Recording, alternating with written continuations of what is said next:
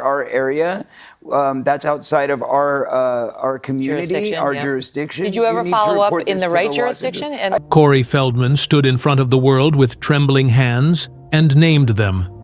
Powerful men, Hollywood insiders, men who had shaped careers, ruled studios, and lived above the law for decades. He didn't drop vague hints. He called them out directly, on national television, in books, in interviews, with names, dates, and details. And yet, nothing happened. No FBI investigation. No arrests. No headlines. Just silence and smirks behind closed doors. Because the predators Corey Feldman named weren't just anyone. They were connected, protected, and untouchable. The world watched him cry out, desperate to protect other children from what he endured. And Hollywood, the very industry that made him a star, shut the door in his face. Why? Why would an entire system ignore such explosive, detailed allegations? The answer is darker than anyone expected. Because it's not about whether Corey was telling the truth. It's about how many powerful men would fall if people started to listen. This is not just a story about a former child actor trying to reclaim his voice. This is a story about an industry built on silence, and what happens when someone dares to break it. Because the truth, Corey Feldman revealed, is far more disturbing than anyone was ready to hear. And the worst part? He wasn't the only one. Before the red carpets and cult classic films, Corey Feldman was just a small boy in Reseda, California, lonely, isolated, and already in survival mode. He was born in 1971 into a family that never gave him a childhood. His mother, Sheila Feldman, was once a Playboy bunny and model, while his father was a struggling musician. From the outside, their lives might have looked glamorous, but for Corey, home was anything but safe. His mother was abusive, emotionally and physically. She starved him, called him fat, locked him in rooms. She would later admit to being obsessed with his weight and image. He wasn't her son. He was a product to shape, sculpt, and sell. By age 3, Corey was forced into acting. Not asked forced. Commercials, print ads, auditions. If he failed to book a gig, the punishment came swiftly at home. He didn't grow up learning how to play, how to make friends, or how to trust. He grew up learning how to perform, how to please adults, how to survive in a world where his only value came from being marketable. And in Hollywood, there's no shortage of people eager to exploit a boy like that. At just 7 years old, Corey was already working alongside top names in commercials and television shows. But behind the scenes, something more sinister was happening. He once recalled, "I was surrounded by pedophiles. They were everywhere. People I trusted. People my parents trusted." End quote. The predators didn't need to lurk in the shadows. They were the gatekeepers, managers, assistant directors, publicists. They offered gifts, opportunities, and they always found time to be alone with him. He was too young to understand, but old enough to know he couldn't tell anyone. Because every time he tried, he was shut down, or worse, punished for lying. Corey's only real companion during this time was another boy with the same first name, Corey Haim. They became inseparable. Nicknamed the Two Coreys, they co-starred in a string of hit movies and quickly rose to teen idol fame. But both were hiding the same wound. Feldman later revealed that Haim had been assaulted during a film shoot at just 11 years old, and that incident, Feldman believed, haunted Haim for the rest of his life. Together, they shared the same trauma, the same secrets, the same silence. And that bond would become both their sanctuary and their curse. Behind every smile in a photo shoot, behind every charming late-night interview, was a child screaming inside. And no one wanted to hear it. Because in Hollywood, protecting children isn't the priority. Protecting power is. Feldman was never given the chance to grow up slowly. He was never taught boundaries, safety, or self-worth. By the time Corey Feldman was a teenager, his face was everywhere. Movie posters, magazine covers, red carpets. He wasn't just working in Hollywood. He was Hollywood. His breakout came in Friday the 13th, the final chapter, at just 12 years old. But it was The Goonies in 1985 that turned him into a household name. Then came Stand By Me, where he played Teddy Duchamp, a role that seemed to mirror his real life, tough on the outside, broken within. And then The Lost Boys, License to Drive, Dream a Little Dream. He was working non-stop, sometimes 3 films a year. The studios couldn't get enough of him. Neither could the fans. With his witty charm, wild energy, and boy-next-door looks, Corey wasn't just a teen idol, he was the face of a generation. People lined up for hours to get a glimpse. He had the fame, the fortune, the flash. But no one saw what that kind of fame cost. And no one asked. Behind the scenes, Corey was spiraling. He later revealed that drugs were introduced to him by adults, the very people paid to protect him. Studio insiders, managers, even other actors. They weren't offering mentorship, they were offering cocaine. At 14, Corey was already addicted. At 15, he was overdosing. At 16, he was in rehab. But Hollywood didn't pause. They didn't check in. They just kept casting him because the machine needed to keep rolling, and Feldman was box office gold.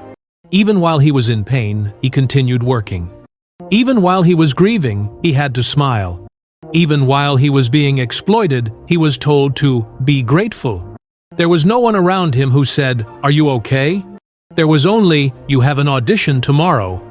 And as he stood on set, surrounded by the same men who had hurt him, he was expected to perform. Smile, dance, act. Even when everything inside him was screaming. The more famous he became, the more invisible his pain was. Because when the world worships your image, they rarely want to know your truth. He was making millions, but had no control over his money. He was in the biggest films of the decade, but felt utterly alone. He was adored by millions, but couldn't trust a single soul. Feldman would later say that being famous as a child in Hollywood is a kind of glorified abuse. You're owned, managed, moved around like a piece on a chessboard. And the moment you stop being useful, they throw you away. He began clashing with producers, refusing roles, speaking out. And slowly, the offers dried up.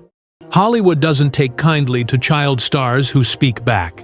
Or worse, reveal what goes on behind the curtain. And Corey was just getting started. By the early 92nd, Corey Feldman was no longer the invincible star. He was tabloid fodder, a troubled actor, a punchline. The boy who once headlined blockbusters was now appearing in straight-to-video films, struggling to stay clean and fighting to be taken seriously. But few understood why he was breaking down. They saw the addiction, not the reason behind it. They saw the erratic behavior, not the trauma buried beneath it. Corey was trying to survive in an industry that had devoured his childhood and discarded his truth. He spoke about being abused, about how he and Corey Haim were passed from man to man. He told interviewers about the predators in Hollywood, called it an underground pedophile ring. But every time he tried to go deeper, the conversation was shut down. Late-night hosts made jokes. Journalists rolled their eyes. Executives blacklisted him quietly. It was easier to call him crazy than to admit the system was sick. Even those closest to him began to distance themselves. The more Corey opened up, the more isolated he became. And when his best friend, Corey Haim, died in 2010, Feldman was shattered. Haim had never spoken publicly about what he endured. He died at 38 from pneumonia, complicated by years of drug abuse. But Feldman believed the root cause was deeper. He once said, "Corey Haim died of a broken heart, and nobody cared enough to ask why." After Haim's death, Feldman felt a responsibility to speak for both of them. But the backlash was swift. In 2013, he released his memoir, Choreography. In it, he named names. He described the abuse, the manipulation, the drugs, the men. But publishers refused to print the most damning parts for fear of lawsuits. Even in telling his own story, Corey's truth was censored, muted. He started appearing on talk shows again, The View, Dr. Oz, Today, trying to shed light on the predators still working in the industry. He begged for an investigation. He called for protections for child actors. And still, silence. No arrests. No real support. No systemic change. People applauded his courage, then looked the other way. The final blow came in 2017, when, in the wake of the Harvey Weinstein scandal, Corey felt the time had finally come. He launched a fundraising campaign to produce a documentary, My Truth, The Rape of Two Coreys. It would tell everything, unfiltered, uncensored, unmistakable. But even then, the resistance was brutal. Hackers crashed the documentary's live stream premiere. Anonymous. By the time My Truth, The Rape of Two Coreys was finally released in 2020, Corey Feldman wasn't looking for applause. He looked exhausted, worn out, broken but defiant. The film was raw, disturbing, and deeply personal. It documented in his own words the years of abuse, the names of the men who assaulted him and Corey Haim, and how the industry shielded them. It was meant to be a reckoning, but instead, it was met with ridicule. Technical failures marred the premiere. Hackers brought the site down. News outlets barely covered it. Hollywood responded with silence again. For Feldman, this wasn't just rejection.